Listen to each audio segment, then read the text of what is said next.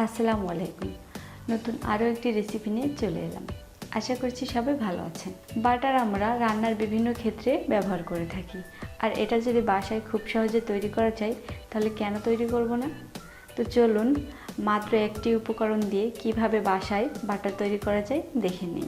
Butter তৈরির জন্য আমি এখানে দুধের সর নিয়েছি 2 কাপ পরিমাণ। আমি সর জমানোর জন্য প্রতিদিন দুধ জাল করে উপরে যে সর পড়েছে সেই সরটা খুব আলতোভাবে উঠিয়ে নিয়ে একটা বক্সে ভরে ডিপ ফ্রিজে রেখে দিয়েছি। আর এটা অবশ্যই করতে হবে খাঁটি গরুর দুধ দিয়ে। বাজারে যে বিভিন্ন ব্র্যান্ডের প্যাকেটজাত দুধ পাওয়া যায় সেটা দিয়ে কিন্তু বাটার হবে না। আবার আপনারা চাইলে হুইপিং ক্রিম বা হেভি ক্রিম যেটাই বলেন সেটা দিয়ে বাটারটা তৈরি করতে পারেন। আজ আমি আপনাদের খুব সহজ উপায়ে মাত্র একটি উপকরণ দিয়ে বাটার তৈরি করে দেখাচ্ছি। তো চলুন শুরু করা যাক। প্রথমে সরটা ব্লেন্ড করে নিব। এর জন্য আমি একটা ব্লেন্ডারের জার নিয়েছি। আপনারা এই কাজটা কিন্তু শিলপাটায়ও করতে পারেন। আমি এটা ব্লেন্ডারে করে নিচ্ছি। আবার চাইলে হ্যান্ড মিক্সচার অথবা কোনো ইলেকট্রিক মিক্সচার দিয়েও এটা করতে পারেন। এখন আমি ব্লেন্ডারের জারে সরগুলো নিয়ে নিচ্ছি।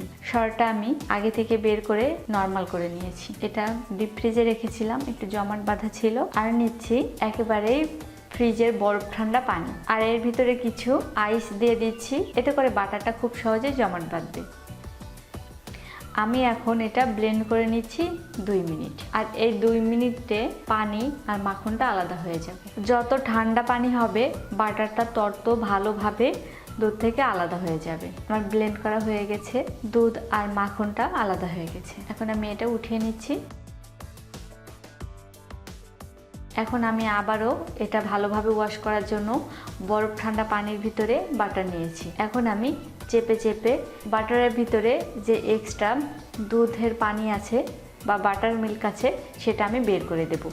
এতে করে বাটারটা অনেকদিন ভালো থাকবে আর গন্ধ হবে না। এখন আমি একটা ফয়েল পেপার নিয়েছি। এখন আমি এর উপরে বাটারটা বসিয়ে দিচ্ছি, দিয়ে একটা 4 কোণা শেপ করে নিচ্ছি। আপনারা চাইলে কোনো প্লাস্টিক র্যাপ অথবা পার্চমেন্ট পেপারেও এটা করতে পারেন, অথবা কোনো বক্সে ভরে বা মোল্ডে ভরে এটা আপনাদের পছন্দ মতো শেপ দিয়ে নিতে পারেন।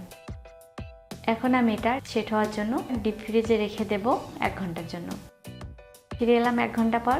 আমি আপনাদের দেখিয়ে দিচ্ছি আমার বাটারটা কেমন সেট হয়ে গেছে। খুবই স্মুথ আর সফট হয়েছে।